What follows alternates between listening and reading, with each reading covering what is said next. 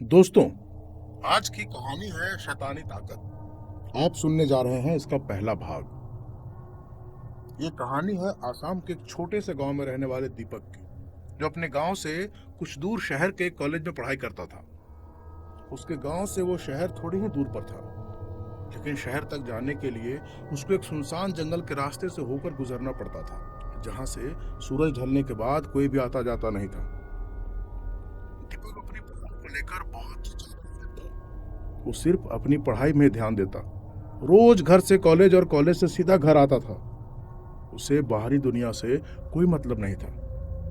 एक दिन रोज की तरह दीपक कॉलेज से घर आ रहा था। उस दिन कॉलेज में किसी प्रोग्राम की तैयारियां चल रही थी और उसी के कारण उसको घर आने में बहुत देर हो जाती है। शाम के 6 बज चुके थे और अंधेरा चारों ओर से उसे घेरने की तैयारी में था। ऐसे में दीपक उस जंगल के रास्ते से अकेले आ रहा था। उस दिन दीपक को वो जंगल का रास्ता बहुत लंबा और डरावना लग रहा था।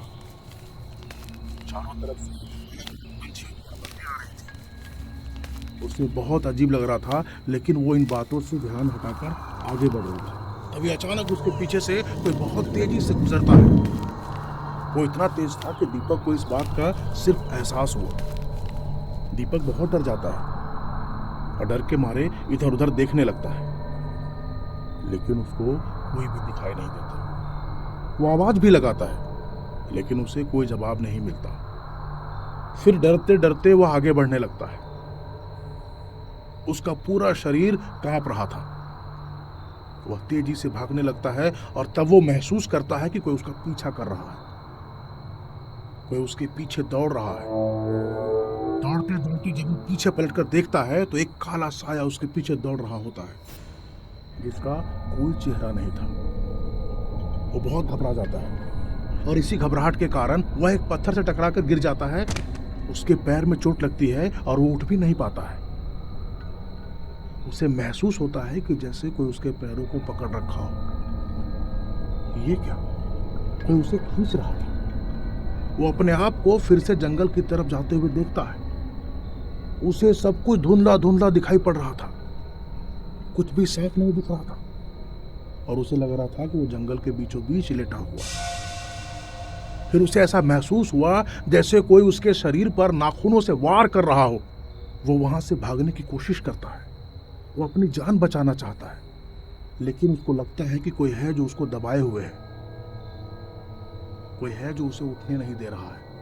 थोड़ी देर बाद सब कुछ शांत हो जाता है। दीपक मौका देखते ही उठता है और वहां से भागते हुए सीधा अपने घर पहुंचता है। उस दिन की शाम बहुत डरावनी थी। वो घर आकर किसी से कुछ नहीं कह पाता और सीधा अपने कमरे में जाकर सो जाता है। उसे लगता है कि आज उसे नया जीवन मिला है। रात में बहुत डरावना सपना देखता है और हाँफते हुए अपने बिस्तर पर उठकर बैठ जाता है। उसे लग रहा था कि उस कमरे में वही काला साया एक कोने में खड़े होकर उसे देख रहा हो। अब उसे नींद नहीं आ रही थी। वो अचानक से उठकर दरवाजा खोलता है और दरवाजे की सीढ़ी पर जाकर बैठ जाता है। कुछ देर बाद दीपक के पापा उठते हैं और दरवाजा खुला देखकर वो उस तरफ बढ़ते हैं। दरवाजे के नजदीक पहुंचकर वो देखते हैं कि दीपक सीढ़ी पर बैठा हुआ है। उसके पापा उसे आवाज देते हैं, दीपक।